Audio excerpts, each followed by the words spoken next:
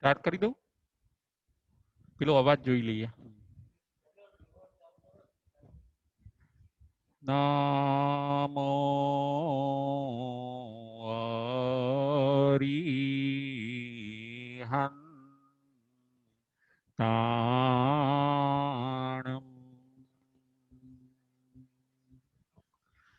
નમો સિદ્ધાણં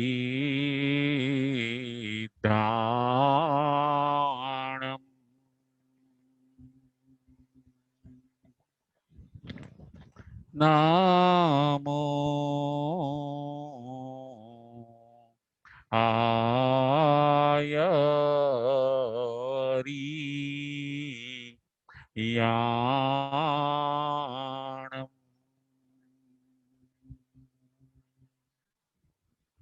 નમો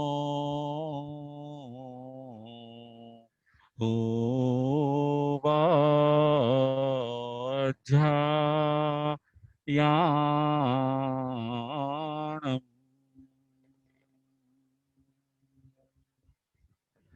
નમો લોયે serve સાહુણં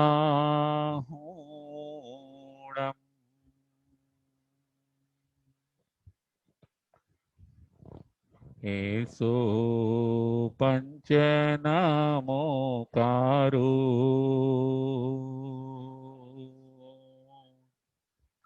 serve પાવપણાશણો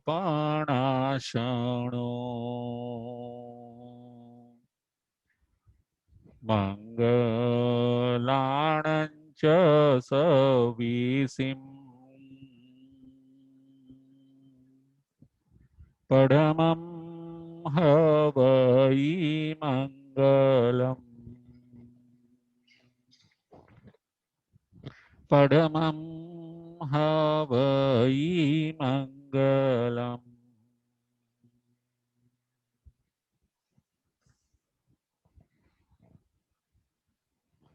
સિદ્ધાણં નમો કિચ્ચા સંજયાણં ચ ભાવૌ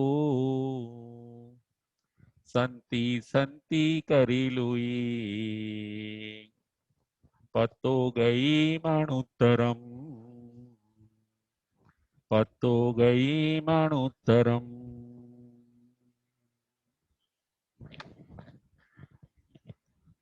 પંચ પરમેષ્ઠી ભગવંતોને ભાવપૂર્વક વંદન નમસ્કાર કરીને ધર્મપ્રેમી શ્રાવક શ્રાવિકાઓ ઉત્તરાધ્યન સૂત્ર પરમાત્માની અંતિમ દેશના અધ્યયન નંબર 25 પ્રવચન નંબર 59. આજના પ્રવચનનો વિષય છે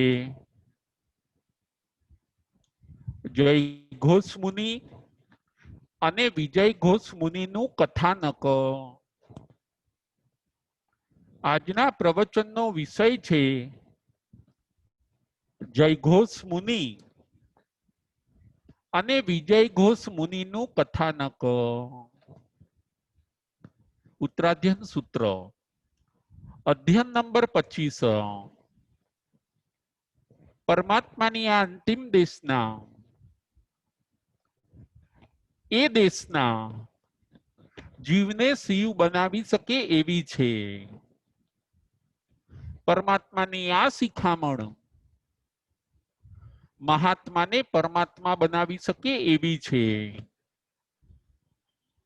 જરૂર છે સાધક આત્માએ એ પ્રમાણે આચરણ કરવાની જરૂર છે.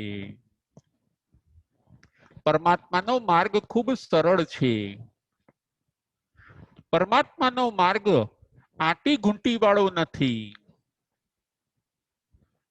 કઠિન જરૂર છે કારણ કે એની અંદર જીવને ઘણું બધું ત્યાગ કરવાનું આવે છે. પરમાત્માનો માર્ગ એ ત્યાગનો માર્ગ છે, પરંતુ ભોગનો માર્ગ નથી. અત્યાર સુધી આપણે ભોગના સંસ્કારોને ઘૂંટ્યા. એટલા માટે જ્યારે ત્યાગ કરવાનો પ્રસંગ આવ્યો ત્યારે એ આપણને અઘરો લાગ્યો. પરંતુ જો આજથી આપણે ત્યાગના સંસ્કારોને ઘૂંટીશું તો ચોક્કસ આપણને ત્યાગ સહેલો લાગશે. જે આપણું છે જ નહીં એનો ત્યાગ કરવામાં વાંધો શું છે? આપણને અહીંયા જ મળ્યું હતું અને અહીં જ મૂકીને જવાનું છે, તો એવી ક્ષણિક વસ્તુનો રાગ શા માટે? આવા અનેક દ્રષ્ટાંતો, દાખલા પરમાત્મા આ ઉત્તરાધ્યન સૂત્રની અંદર બતાવે છે. તીર્થંકર ભગવંતો કરુણા કરીને જગતના જીવોને આ મોક્ષ માર્ગ બતાવે છે કે આ રસ્તે તમે ચાલો અને તમારા દુઃખમાંથી તમે મુક્તિ મેળવો. તમે મોક્ષ માર્ગે ચાલો અને તમારી અશાંતિમાંથી તમે મુક્તિ મેળવો. આ મોક્ષ માર્ગ ઉપર તમે ચાલો અને તમે તમારા આ સંસારનો અંત કરો. તમે તમારા આત્માને પરમાત્મા બનાવી દો.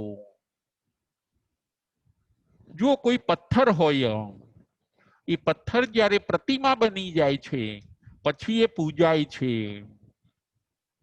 પથ્થર પથ્થર રહે છે ત્યાં સુધી અહીં તહીં આથડે છે, પરંતુ એ પથ્થર જ્યારે પ્રતિમા બની જાય છે, એ પથ્થર જ્યારે મંદિરનું શિખર બની જાય છે ત્યારે એ પૂજાય છે. એવી રીતે જે આત્મા સુસંસ્કારોનું આલંબન લઈને શુદ્ધ બુદ્ધ નિરંજન નિરાકાર બની જાય છે, આત્મામાંથી પરમાત્મા બની જાય છે, એ પછી પ્રતિમાની જેમ પૂજાય છે. તમે હવે જીવાત્મામાંથી મહાત્મા બનો અને મહાત્મામાંથી પરમાત્મા બનો. વહેલું કે મોડું આ કરવું જ પડશે. શ્રેય આમાં છે, કલ્યાણ આમાં છે. ઉત્તરાધ્યન સૂત્રની અંદર પરમાત્મા આવા સરસ ભાવો આપણને બતાવે છે. આજના પ્રવચનનો આપણો વિષય છે જય ઘોષ મુનિ અને વિજય ઘોષ મુનિનું કથાનક. બે ભાઈઓ છે, જય ઘોષ અને વિજય ઘોષ. બંને સગા ભાઈઓ છે, બંને બ્રાહ્મણ પુત્ર છે. બ્રાહ્મણ પરંપરાની અંદર જન્મ સાથે એમના જનોઈ વગેરેના સંસ્કાર થાય છે, સૂચિકર્મ થાય છે. બ્રાહ્મણને વેદ ભણવાના હોય છે. આ બંને બાળકોને એના માતા પિતા વેદનું અધ્યયન કરાવે છે.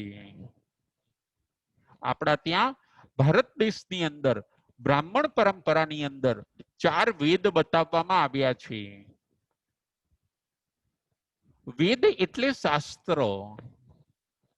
વેદ એટલે ધાર્મિક પુસ્તકો જેની અંદર ઘણા બધા યમ નિયમ તપ અને ત્યાગની વાતો લખાયેલી હોય છે. આપણા ત્યાં 4 વેદ બતાવવામાં આવ્યા છે. ઋગ્વેદ, યજુર્વેદ, અર્થવેદ અને સામવેદ.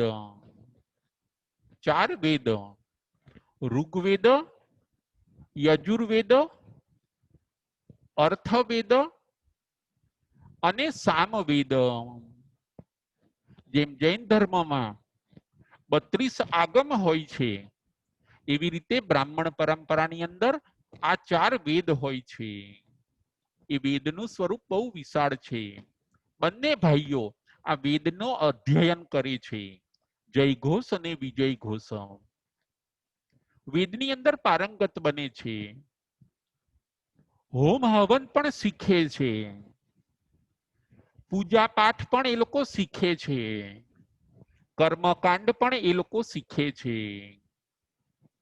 બ્રાહ્મણ સંસ્કૃતિ અને શ્રમણ સંસ્કૃતિ, ભગવાન મહાવીર સ્વામી જ્યારે વિચરતા હોય છે ત્યારે આ બે સંસ્કૃતિ હોય છે.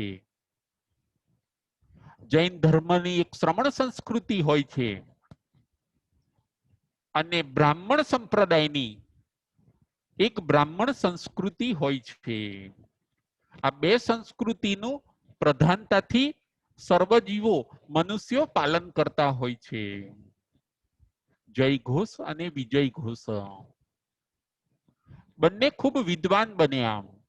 એકવાર એવું બને છે, જય ઘોષ પોતે ગંગા નદીની અંદર સ્નાન કરીને સવારે વહેલી સવારે બહાર નીકળતો હોય છે અને જય ઘોષ એક દ્રશ્ય જોવે છે. એક સાપે દેડકાને પકડ્યો હોય છે. એક સાપે દેડકાને પકડ્યો હોય છે અને સાપને મોરે પકડ્યો હોય છે. આ દ્રશ્ય જયઘોષ પોતે જોવે છે. સાપે દેડકાને પકડ્યો છે અને મોરે સાપને પકડ્યો છે. કોઈ કોઈને છોડતા નથી. છૂટવા માટે બધા ટ્રાય કરે છે પરંતુ છૂટી શકાતું નથી. અને આવું દર્દ ભર્યું દુઃખ ભર્યું દ્રશ્ય જયઘોષ પોતે જોવે છે. બ્રાહ્મણ આત્મા છે, રુજુ આત્મા છે, સરળ આત્મા છે. એ પાસે જવા જાય છે પરંતુ મોર સાપ લઈને ઉડી જાય છે. એ સાપે બરાબર દેડકાને પકડી રાખ્યો છે અને આ દ્રશ્ય જયઘોષને હલબલાવી ગયું. આ દ્રશ્ય જોઈને જયઘોષ પોતે કંપી જાય છે કે શું જીવોની આવી દશા છે? જયઘોષ હજી સુકુમાર છે, હજી વિદ્યાર્થી છે.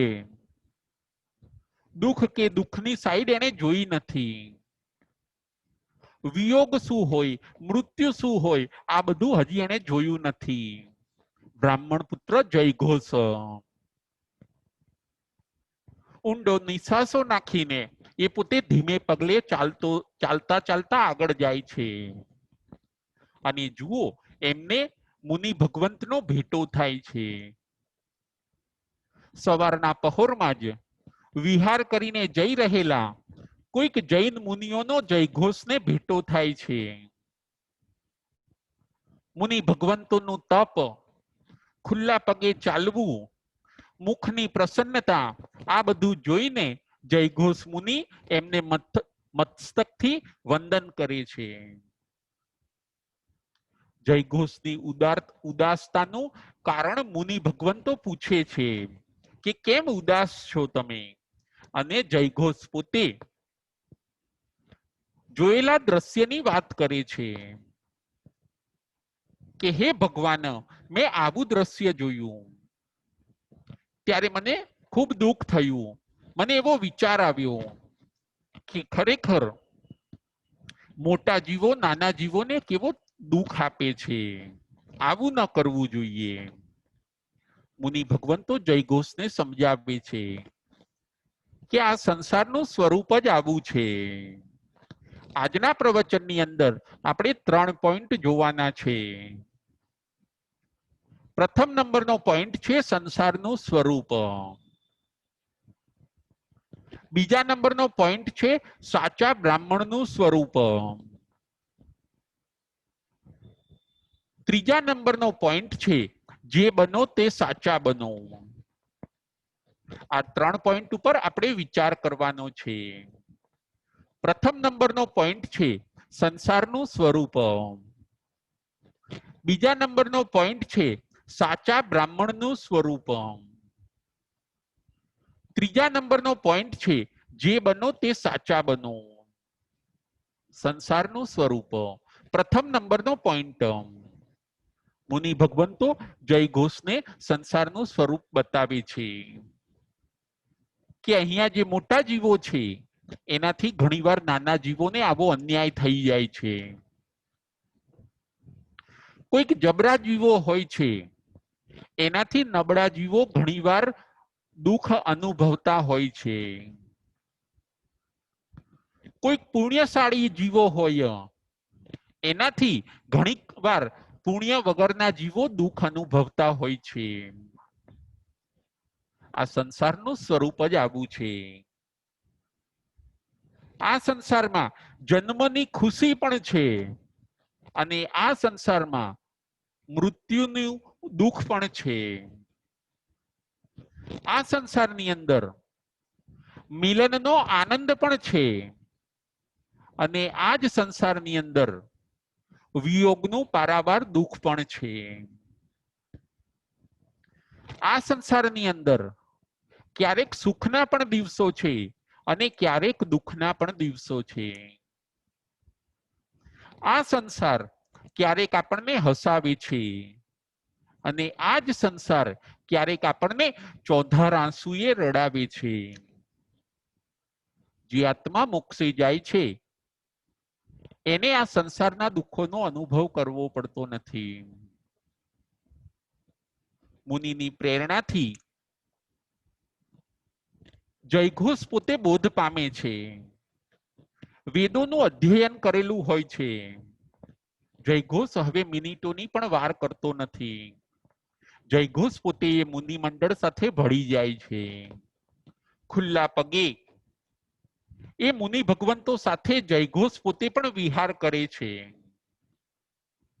અને મુનિ ભગવંતોને વિનંતી કરે છે કે આપ મને જીનવાણીનું પાન કરાવો. આ વાણી મને સારી લાગે છે. આ વાણી મને શીતલતાદાયક લાગે છે. આ જીનવાણી મારી તૃષાને શાંત કરતી હોય એવી લાગે છે. આપ મને જીનવાણીનું પાન કરાવો. અને જયઘોષ પોતે મુનિ મંડળ સાથે ભળી જાય છે અને એ મુનિ મંડળ સાથે એ પોતે દીક્ષિત પણ થઈ જાય છે. જો જયઘોષના ભાગ્ય આજે ખુલી ગયા. આજ ભવે એ મોક્ષે જનાર આત્મા છે. ઉપાદાન સરસ મજાનું તૈયાર હતું તો નિમિત્ત સામેથી આવી ગયું અને એ પોતે અધ્યાત્મના માર્ગે જયઘોષ પોતે આગળ નીકળી જાય છે. બે ભાઈઓનું કથાનક જયઘોષ અને વિજય ઘોષ.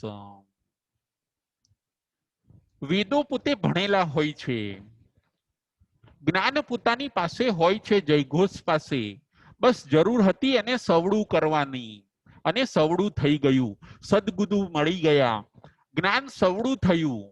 ચારિત્રની પ્રાપ્તિ થઈ અને જયઘોષ પોતે અધ્યાત્મ માર્ગે હવે ચાલવાનું ચાલુ કરી દે છે. પ્રથમ નંબરનો પોઈન્ટ હતો સંસારનું સ્વરૂપ.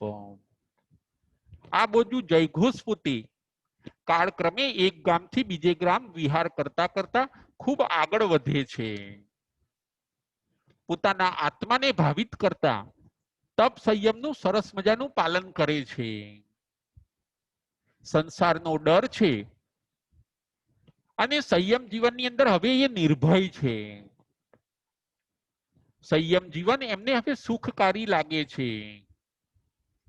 સંસારનું સ્વરૂપ જ્યારે નજર સામે જ દેખાય છે એના પુરાવા શું માંગવાના હોય. જયઘોષ પોતે એમ કહે છે.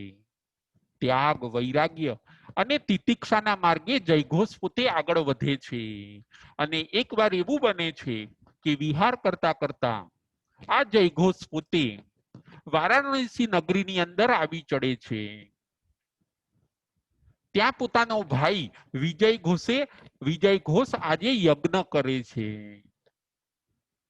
જયઘોષ પોતે ત્યાં યજ્ઞશાળાની અંદર જાય છે. વિજય ઘોષને ધર્મ લાભ આપે છે. વિજય ઘોષ બ્રાહ્મણ પરંપરાના છે. વિજય ઘોષ પોતે યજ્ઞ કરી રહ્યા છે. વિજય ઘોષ જયઘોષને ઓળખી શકતા નથી કે આ મારો ભાઈ છે. જયઘોષ પણ અનાયાસે ત્યાં આવી ગયા. જયઘોષને પણ એમ હોય છે, મુનિ જયઘોષને પણ એમ હોય છે કે બ્રાહ્મણ પરંપરાને મારે કંઈક તારવી છે, બ્રાહ્મણ પરંપરાને મારે ઊંચી લાવવી છે. હું પણ જન્મથી બ્રાહ્મણ છું. હું પણ પહેલા આ ક્રિયાકાંડમાં રહેતો હતો અને હવે શ્રમણ સંસ્કૃતિની અંદર હું ભળી ગયો અને મારા આત્માનું સરસ કલ્યાણ કરું છું. એવો જ રસ્તો મારે મારા બ્રાહ્મણોને બતાવવો છે. જયઘોષ મુનિ પોતે આવું વિચારે છે. જો જયઘોષ મુનિ પણ એકવાર બ્રાહ્મણ પરંપરાના પુત્ર હોય છે, એટલે એમને એમ થાય છે કે હું પણ મારી બ્રાહ્મણ પરંપરાને તારું. આજે સામેથી એ પોતે યજ્ઞશાળામાં જાય છે, વરવા માટે પ્રયત્ન કરે છે. ત્યાં રહેલા બ્રાહ્મણો ના પાડે છે કે અમે તમને વરાવીશું નહીં. આ યજ્ઞશાળામાં, આ અમારા યજ્ઞમાં જે બધી રસોઈ બનાવી છે એ શ્રમણો માટે બનાવી નથી, એ મુનિઓ માટે બનાવી નથી. આ બધી રસોઈ તો અમે બ્રાહ્મણો માટે બનાવી છે. જે ચુસ્ત બ્રાહ્મણ છે, જે વેદોને જાણે છે, જે પોતાનો અને બીજાનો ઉદ્ધાર કરી શકવા માટે સક્ષમ છે, જે ક્રિયાકાંડોમાં માને છે, એવા પવિત્ર આત્માઓ માટે જ આ પાંચે રસોથી યુક્ત અમે ભોજનની સામગ્રી બનાવી છે. આપના માટે અમે બનાવી નથી.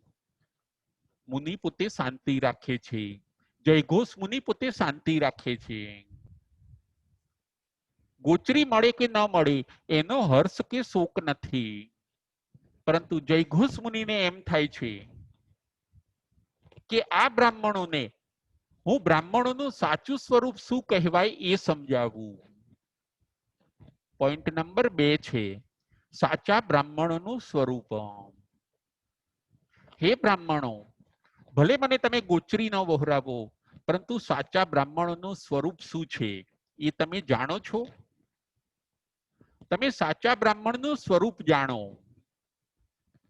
જયઘોષ મુનિ પોતે કહે છે, એમનો ભાઈ વિજય ઘોષ પોતે કહે છે, તો આપ બતાવો, આપ અમને કહો સાચા બ્રાહ્મણનું સ્વરૂપ. સાંભળ્યા પછી અમને જો સ્વીકારવા જેવું લાગશે તો અમે સ્વીકારીશું.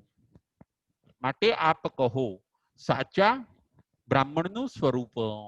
વિજય ઘોષ પોતે વિનંતી કરે છે, એમનો ભાઈ 6 બાબત પાળે એને સાચા બ્રાહ્મણ કહેવામાં આવતા હોય છે. જયઘોષ મુનિ પોતે કહે છે, જયઘોષ મુનિ પોતે કહે છે કે 6 બાબત પાળે એને બ્રાહ્મણ કહેવામાં આવતા હોય છે. બ્રહ્મ એટલે આત્મા. જેની પાસે આત્માનું જ્ઞાન હોય એને બ્રાહ્મણ કહેવામાં આવે. જો બ્રાહ્મણ શબ્દ બહુ પવિત્ર છે. આપણા ત્યાં બ્રાહ્મણને ઊંચી જાતિ ગણવામાં આવે છે. ભગવાન ઋષભદેવના સમયમાં ભરત ચક્રવર્તીએ 4 વર્ણની વ્યવસ્થા કરી હોય છે. ક્ષત્રિય, બ્રાહ્મણ, ક્ષત્રિય, બ્રાહ્મણ, વૈશ્ય અને ક્ષુદ્ર. સૌથી પહેલા ક્ષત્રિય વર્ણ, ક્ષત્રિય, બીજા નંબરમાં બ્રાહ્મણ, ત્રીજા નંબરમાં વૈશ્ય અને ચોથા નંબરમાં ક્ષુદ્ર. 4 વર્ણની વ્યવસ્થા ભરત ચક્રવર્તીએ ઋષભદેવ ભગવાનના સમયમાં કરી હોય છે. બ્રાહ્મણ જેની પાસે આત્મજ્ઞાન હોય, જે સંસ્કારોનું સંવર્ધન કરે, બધાને જ્ઞાન આપે, બધાને વિદ્યા આપે, એને કહેવામાં આવે બ્રાહ્મણ. બ્રહ્મ એટલે આત્મા. ક્ષત્રિય જે સુરવીર હોય, જે કારભાર સંભાળી શકે, જે રાજ કરી શકે, જે શક્તિમાન હોય, જે બહાદુર હોય એવી વ્યક્તિને ક્ષત્રિય કહેવામાં આવે છે. વૈશ્ય, વૈશ્ય વર્ણ, વૈશ્ય એટલે કે જે બુદ્ધિશાળી હોય, વેપાર કરી શકે તે વૈશ્ય. વણિક લોકોને વૈશ્યની અંદર ગણવામાં આવે છે. અને ચોથું વર્ણ છે ક્ષુદ્ર. ક્ષુદ્ર એટલે કે જે નાના મોટા કામ કરે, સિલાઈનું કામ, ચણવાનું કામ, ખેતીનું કામ, આવા બધા નાના મોટા જે કામ કરે, આર્ટ, કલા, એ બધા હુનરો જેને આવડતા હોય એવી જાતિને કહેવામાં આવી ક્ષુદ્ર.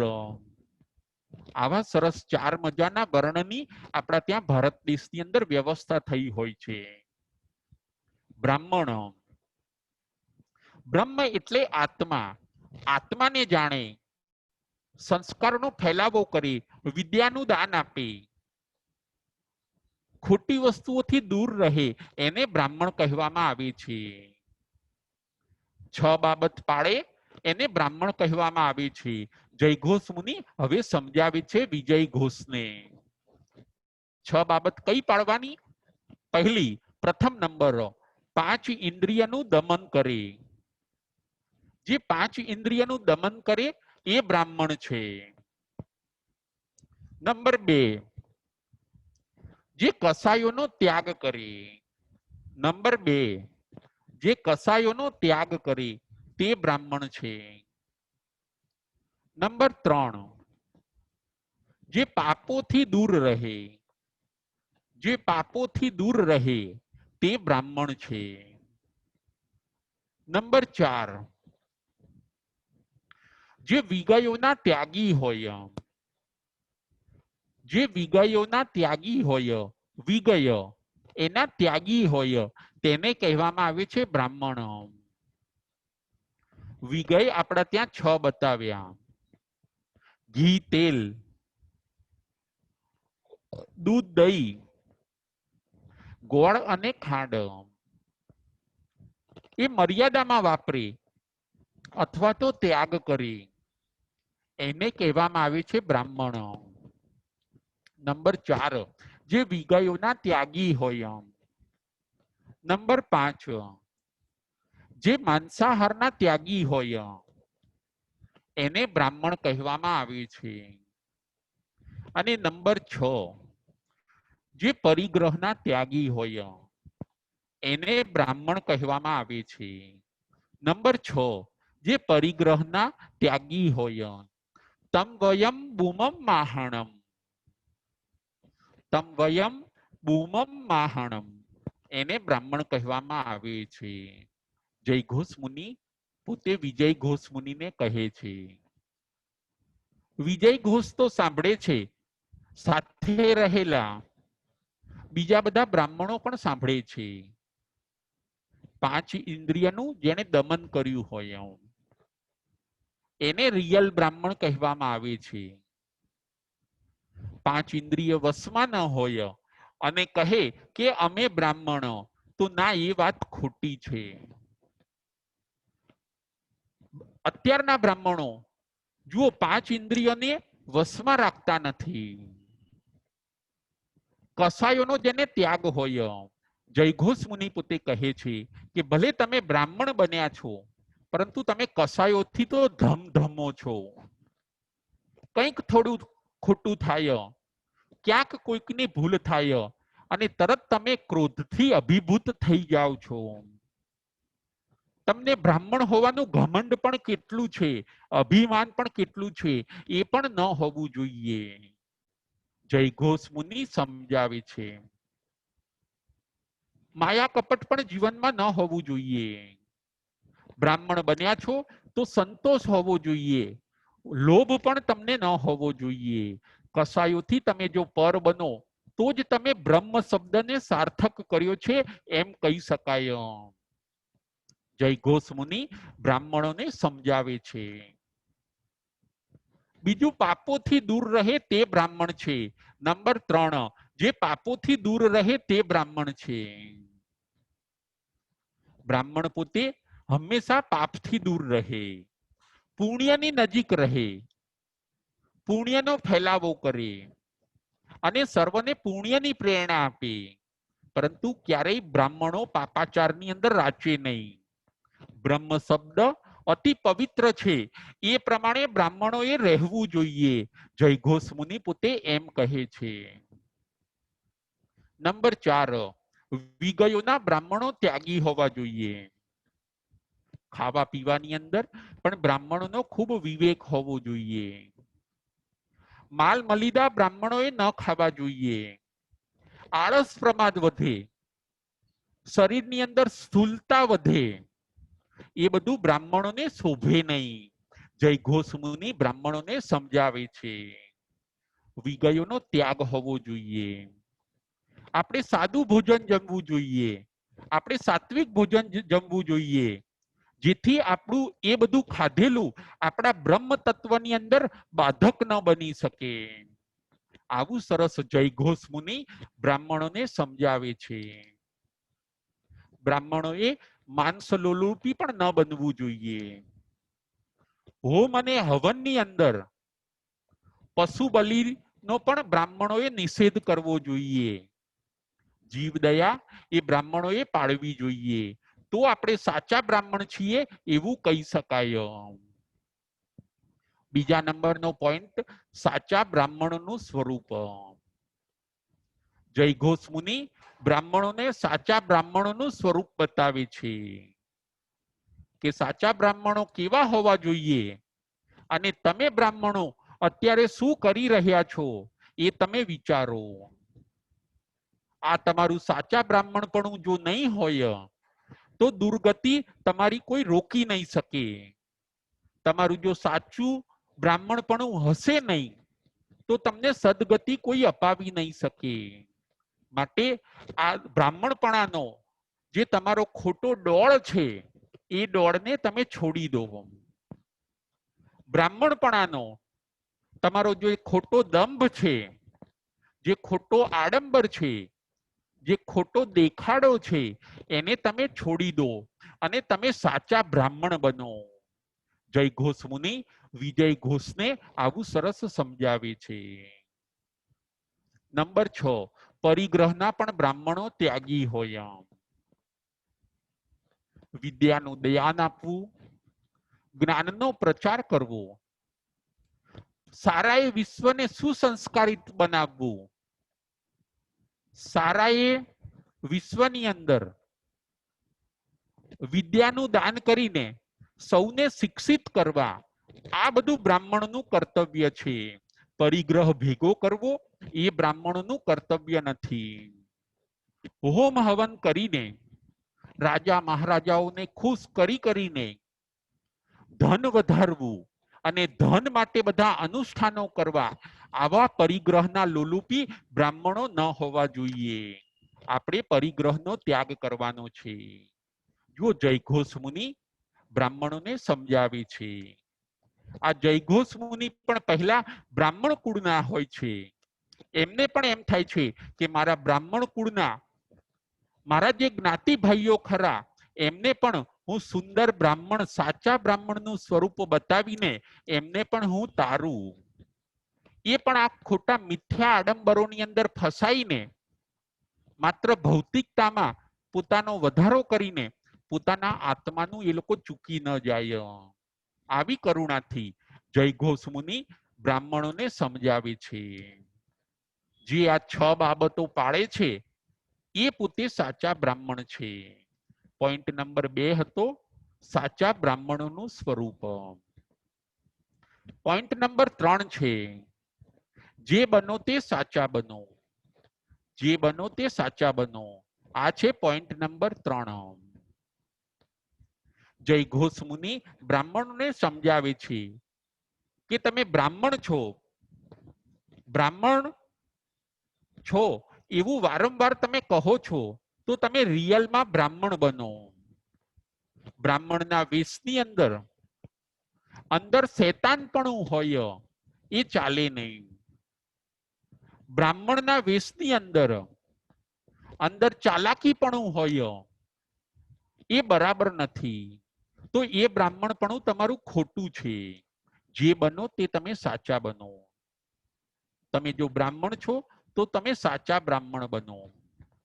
જય ઘોષ મુનિની આ પ્રેરણા આપણે સૌએ પણ ઝીલવાની છે. જો આપણે શ્રાવક છીએ તો આપણે સાચા શ્રાવક બનવાનું છે. શ્રાવકનો ખાલી દોડ કરવાનો નથી. જો આપણે સાધુ સંત છીએ, આપણે મુનિ છીએ, તો આપણે સાચા મુનિ બનવાનું છે. ખાલી મુનિનો દોડ આપણે કરવાનો નથી. દોડ કરનાર કે દંભ કરનાર એને ફળની પ્રાપ્તિ યથાર્થ થતી નથી. જો કોઈક બાળક હશે એ ખાલી સ્કૂલમાં જવા ખાતર જાય છે, ક્લાસમાં બેસવા ખાતર એ પોતે બેસે છે, ખાલી દોડ કરે છે, ભણવામાં ધ્યાન આપતો નથી, તો પરીક્ષાના ટાઈમે એ બાળક હવે જવાબ પેપરની અંદર કશું લખી નહીં શકે, એ પોતે પાસ નહીં થઈ શકે. જો બધા દિવસ હાજર રહ્યો પરંતુ એને માત્ર દોડ કર્યો, હાજર રહેવાનો દોડ કર્યો, પરંતુ મન લગાવીને એ પોતે ભણ્યો નહીં, એ પોતે વિદ્યાર્થી બન્યો પરંતુ સાચો વિદ્યાર્થી ન બન્યો, એના કારણે એ પરીક્ષામાં કંઈ લખી ન શક્યો અને પાસ પણ ન થઈ શક્યો. આપણે દોડ ન કરીએ, આપણે દેખાવ ન કરીએ. આ અધ્યયનની અંદર ભગવાન આપણને એ પણ કહે છે કે હે મારા સાધક આત્માઓ, હે મુનિઓ, હે શિષ્યો, તમે જે હોવ એનો રોલ તમે બરાબર ભજવજો.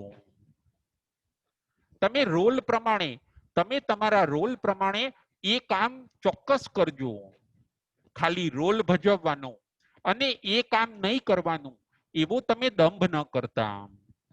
જે દંભ કરે છે એ પોતે જ છેતરાઈ જાય છે. જે દંભ કરે છે એને પોતાને જ નુકસાન થાય છે. જો વિદ્યાર્થી પરીક્ષાની અંદર નાપાસ થશે, ભલે એ બધા દિવસ સ્કૂલે ગયો પરંતુ એને ખાલી ભણવાનો દોડ કર્યો હતો. આપણે દોડ નથી કરવો.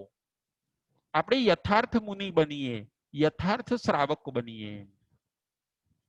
તમે ગુરુ હોવ તો તમે સાચા ગુરુ બનો. તમે શિષ્યને બરાબર ભણાવો, તમે શિષ્યને બરાબર તૈયાર કરો. એવું નહીં કે ખાલી ગુરુ બન્યાનો દોડ કરવાનો અને શિષ્યની સેવા લેવાની અને શિષ્યને તૈયાર નહીં કરવાનો. તમે પુત્ર છો તો તમે પુત્ર ધર્મને પણ બજાવો. તમે પતિ છો તો તમે પતિ ધર્મને પણ બરાબર બજાવો. તમે જો પત્ની છો તો તમે આદર્શ પત્ની ધર્મ પણ તમે તમારો બરાબર બજાવો. તમે રિયલમાં તમે સાચા આદર્શ પત્ની બનો. ખાલી પત્ની હોવાનો તમે દોડ ન કરો. તમે જો ઘરના પુત્રવધુ છો તો પુત્રવધુની ડ્યુટીમાં જે જે કરવાનું આવતું હોય એ બધું તમે કરો, ભાવથી કરો, લાગણીથી કરો.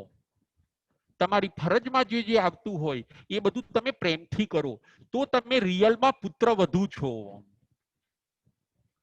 ખાલી કહેવાના પુત્રવધુ આપણે બનવાનું નથી, કે આપણે પુત્રવધુ છીએ એવો દોડ અને દેખાવ કરવાનો નથી.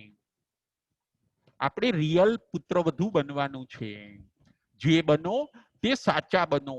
ત્રીજા નંબરનો આપણો આ પોઈન્ટ છે. જો તમે સેવક છો કોઈ કંપનીની અંદર, તમે કર્મચારી છો, તમે સ્ટાફના મેમ્બર છો, તો તમે સાચા સેવક બનો.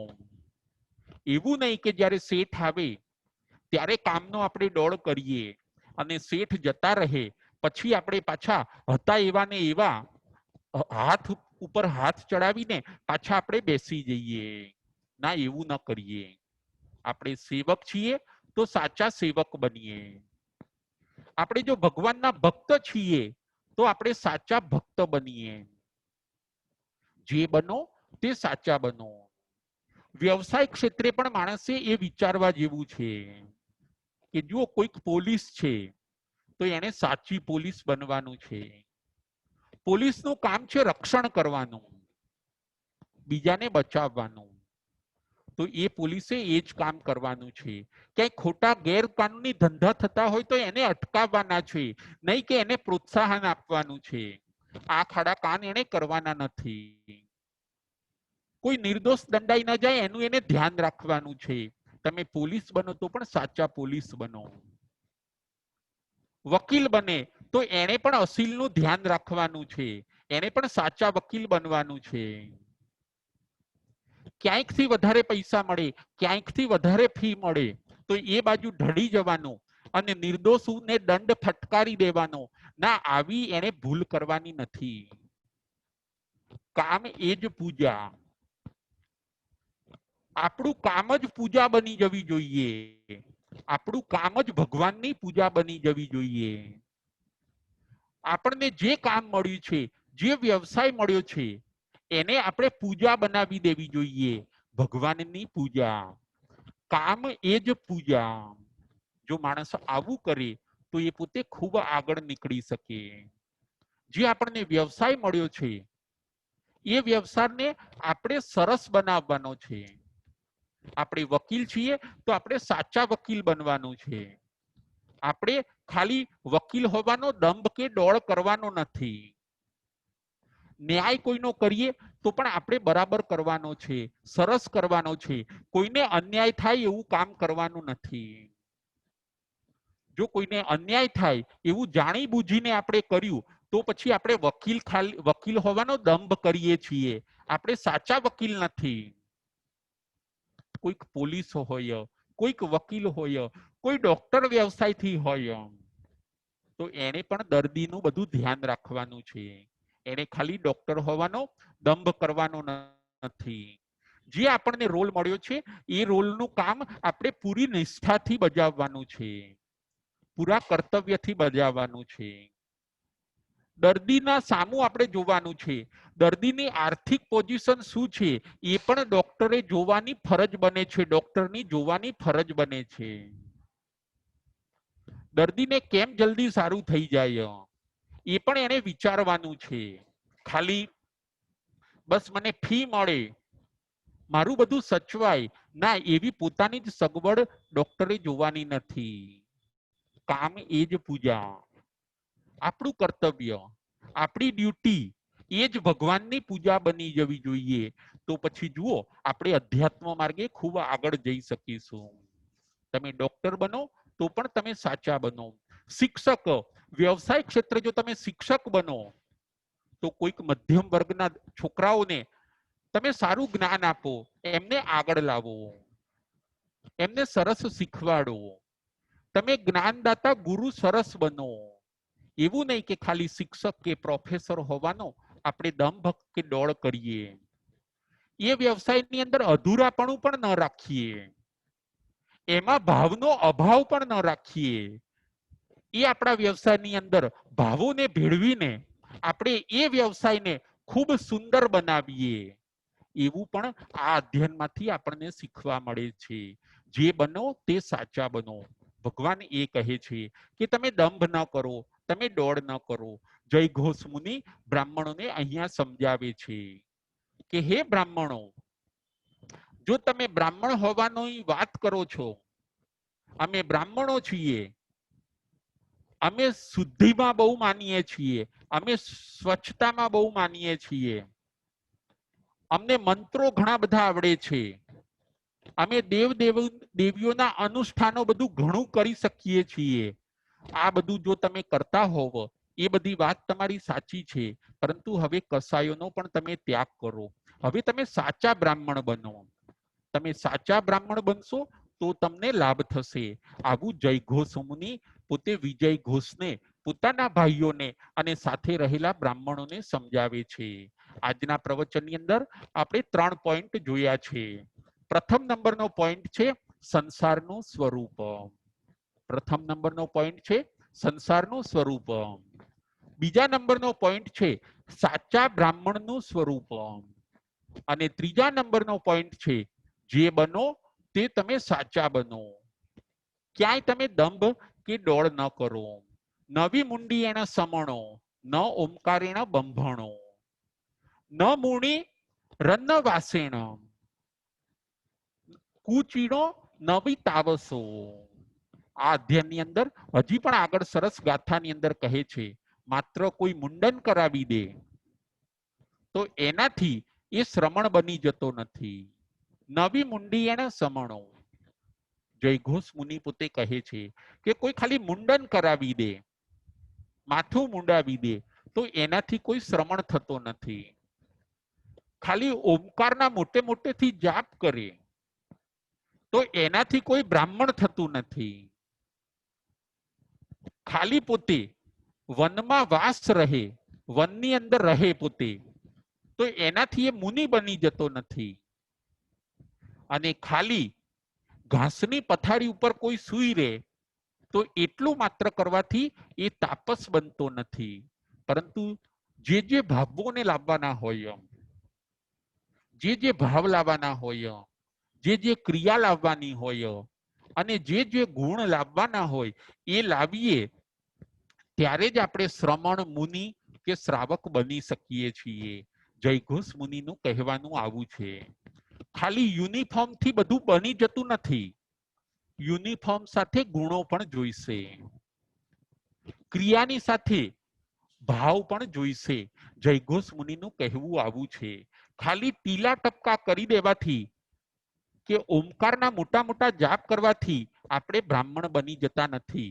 પરંતુ આપણામાં ત્યાગ હોવો જોઈએ, આપણામાં વિનય હોવો જોઈએ, આપણામાં સંતોષ હોવો જોઈએ, આપણામાં સર્વજીવો પ્રત્યેનો પ્રેમ હોવો જોઈએ.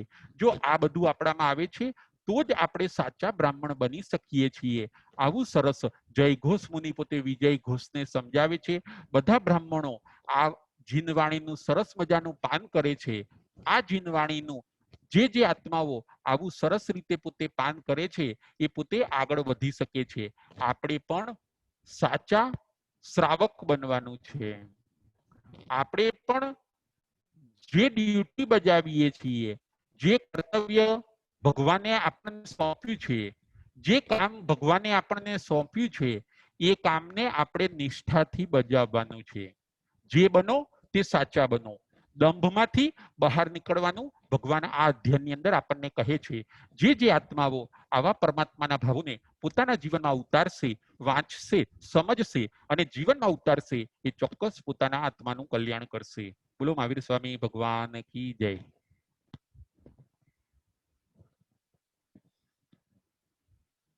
જંબાઈદમ વચ્ચામિલ્યમેન અખરમચ્ચ ખરમ પયૈનમ વિનયનમ જોગિનમ ગોસિનમ સુથુદિનમ દુઠ્ઠુ પડીજીયમ અકાલે કૌસજાઓ કાલેના કૌસજાઓ સજય સજયમ સજયન સજયમ.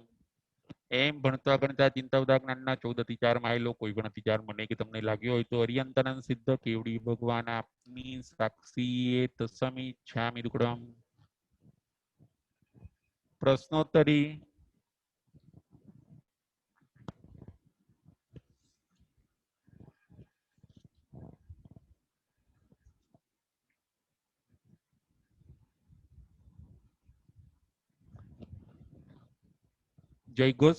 જયઘોષ મુનિએ જ્યારે સંસાર અવસ્થામાં હોય છે ત્યારે સવારે કયું દ્રશ્ય જોયું? જયઘોષે પોતે સંસાર અવસ્થામાં કયું દ્રશ્ય જોયું? રાજેન્દ્રભાઈ સંઘવી. જય જિનેન્દ્ર. જયઘોષ મુનિ ગંગા નદીના કિનારેથી નાહીને બહાર આવ્યા અને ત્યારે એમને દ્રશ્ય જોયું કે સાપે દેવતાને પકડ્યો છે અને એ છોડતો નથી અને સાપને પાછો મોરે પકડ્યો છે તો મોર પણ એને છોડતો નથી. બરાબર છે. અને પછી મોર એને લઈને ઉડી જાય છે સાપને લઈને. બરાબર આ છે. જોઈને એમને ખૂબ વિચાર આવ્યો કે આ સંસારનું સ્વરૂપ કેવું છે કે નાનો જીવ મોટા જીવને, મોટો જીવ એથી મોટાને એમ પકડી જ રાખે અને એ કરે છે. બરાબર છે. એટલે ઘણીવાર મોટા જીવો નાના જીવોને તકલીફ આપતા હોય. આપણે પણ જ્યોતિબેન એ ધ્યાન રાખવાનું કે આપણાથી કોઈ નાના જીવને અન્યાય થતો નથી ને. આપણે એ વિચારવાનું કે ઘણીવાર આપણને એવું બને કે કોઈ આપણાથી નાના માણસો હોય, કામવાળા હોય કે કોઈ એમને આપણાથી અન્યાય થતો નથી ને એ ખાસ જોવાનું આપણે. ખ્યાલ આવ્યો? જય જીનેન્દ્ર. જય જય.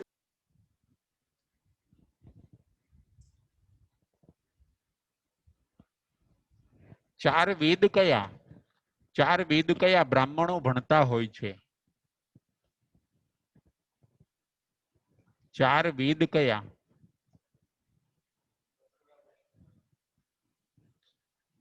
ચાર વેદ. બકુલાબેન શાહ. હેલો, હા, જય જય જીનેન્દ્ર. જીનેન્દ્ર. જય જીનેન્દ્ર. સાતામાં છો ગુરુજી? હા, સાતામાં હા. સાતામાં. ચાર વેદમાં વેદ, બીજો અજુર્વેદ, ત્રીજો અર્થવેદ અને ચોથો સામવેદ. બરાબર છે, ચાર વેદ. આ બ્રાહ્મણો આ ચાર વેદ ને ભણતા હોય બકુલાબેન, ભણતા ખ્યાલ હોય. આવ્યો? હા, આપણે હા, જેમ જય જીનેન્દ્ર. 32 સિદ્ધાંત. આપણે બધી સિદ્ધાંત હોય એવી રીતે. બરાબર છે.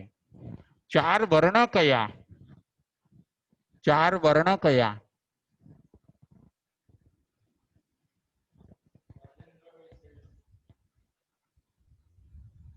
રાજેન્દ્રભાઈ શેઠ. ચાર વર્ણ કયા? પ્રણામ ગુરુજી. પ્રણામ. બ્રાહ્મણ, ક્ષત્રિય, વૈશ્ય અને શુદ્ર એ ચાર વર્ણ છે. બરાબર છે. પછી બ્રાહ્મણોનું કામ શું રાજેન્દ્રભાઈ? બ્રાહ્મણોનું કામ શું? એ ભણે અને ભણાવે. બરાબર છે. પછી ક્ષત્રિયોનું કામ? એ રક્ષણ કામ, રક્ષણનું કામ કરે, પ્રજાનું રાજ્ય રક્ષણ કરે. કરે, રાજ્ય કરે, પોતે રાજ ચલાવે, અને એ બધું બરાબર. ક્ષત્રિયોનું કામ. અને વૈશ્યનું શું કામ? વેપારનું. વેપાર કરે એ લોકો. હા, વૈશ્ય. અને ક્ષુદ્રનું કામ બધા નાના એ મોટા કામ. નાના મોટા સેવાનું કામ કરે. હા, ક્ષુદ્ર લોકો નાના મોટા સેવાનું કામ કરે, એને ક્ષુદ્ર બરાબર. કીધા. આપડા ત્યાં ચાર વર્ણની વ્યવસ્થા હતી રાજેન્દ્રભાઈ, પહેલા ચાર હા, વર્ણની વ્યવસ્થા હતી. બરાબર. ખ્યાલ આવ્યો? ખ્યાલ આવ્યો. ચલો આગળ. હવે આગળ. જે બનો તે સાચા બનો, એમાંથી આપણને શું શીખવા મળે છે? જે બનો તે સાચા બનો. બકુલાબેન શાહ, જે બનો તે સાચા બનો. હેલો, હા, જય જય જીનેન્દ્ર. જીનેન્દ્ર. જે બનો તે સાચા બનો, એમાંથી આપણને એવું શીખવા મળે છે કે જે પણ કામ કરો તે ભાવથી કરો, તમે દંભ ન કરો. દમ ને ડોળ કરવાથી તમે સાચા નથી બની શકતા. તમે એમાં ભાવથી જે કઈ કરશો તે સાચા યથાર્થ થશે, તમારું કરેલું બરાબર છે. ફળદાયી થશે. જેવી રીતે કે કોઈ ગુરુ હોય તો એને શિષ્યને બરોબર ભણાવવાના હોય, બરાબર જેમ છે. તેમ કરીને ડોળ નથી કરવાનો. એવી રીતે પુત્ર વધુ હોય તો પુત્ર વધુ એ પોતાનું કામ, પોતાને જે ડ્યુટી બજાવવાની છે તે બરોબર પ્રેમથી ભાવથી કરવાની છે. તો જ એ સાચા પુત્ર વધુ તરીકે થશે, ઓલી નેતર નહીં થાય એમ. બરાબર છે. એવી રીતે કોઈ કંપનીમાં કોઈ કર્મચારી હોય અને જો શેઠ આવે ત્યારે કામ કરે ને પછી શેઠ નો બાર વયા જાય ત્યારે હાથ ઉપર હાથ જોડીને બેસી જાય, તો એવું નથી કરવાનું. કેમ કે હા, સાચા કર્મચારી બનવાનું છે. હા, હા, બરાબર એવી છે. રીતે વકીલે પણ અસીલ નું ધ્યાન રાખવાનું છે. જ્યાંથી પૈસા ઝાઝા મળે એ જ બાજુ કામ નથી કરવાનું, પણ નિર્દોષ રીતે અસીલ નું કામ કરવાનું છે. એવી રીતે ડોક્ટરે દર્દીનું ધ્યાન એવી રીતે રાખવાનું છે કે ગમે તેમ કરીને એને કેવી રીતે સાજા કરવા. જાજી ફી મળે અને હું આડાવડા કામ કરવું એવું નથી કરવાનું, પણ દર્દી કેમ જલ્દી સાજો થાય એવી રીતે એને કામ કરવાનું છે. તો જ સાચા. એવી રીતે આપણે શ્રાવકો એ પણ સાચા શ્રાવક બનવાનું છે. ડોળ ને દંભ કરીને શ્રાવક પણ નથી કરવાનું. કરવાનું. અને બરાબર છે. મુનિઓએ પણ દંભ નથી કરવાનો કે હું મુનિ છું, પણ હા. પોતે સાચા મુનિ છે એ સાબિત કરવાનું છે. એટલે બધાને સાચા માર્ગે લઈ જવાનું કામ એમનું છે. પછી બકુલાબેન કોઈ વિદ્યાર્થી હશે ને સ્કૂલમાં ગયો, હા, આખું વર્ષ ગયો માનો કે હા, આખો વર્ષ ગયો હોય પણ ધ્યાન આપ્યું ન હોય ભણવામાં અને પરીક્ષા હા, વખતે નાપાસ થાય તો એ વિદ્યાર્થી બન્યો, પણ હા, એને સાચો વિદ્યાર્થી નો બન્યો. બસ બસ બરાબર છે.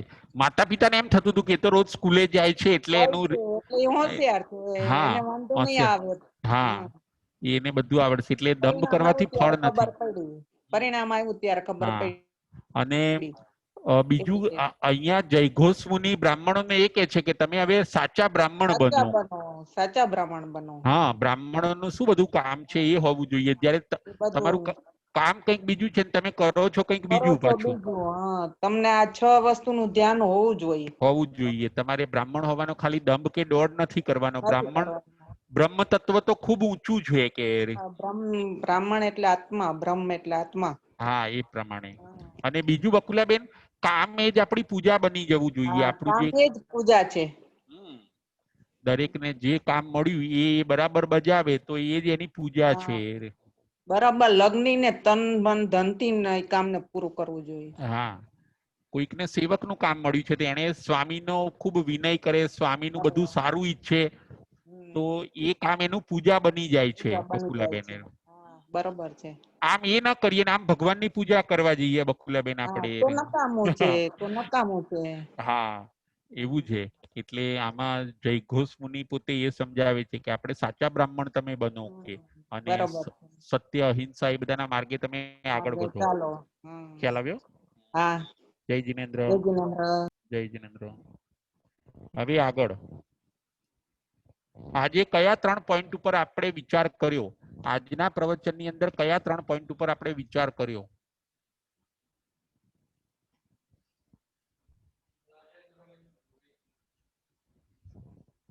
રાજેન્દ્રભાઈ સંઘવી.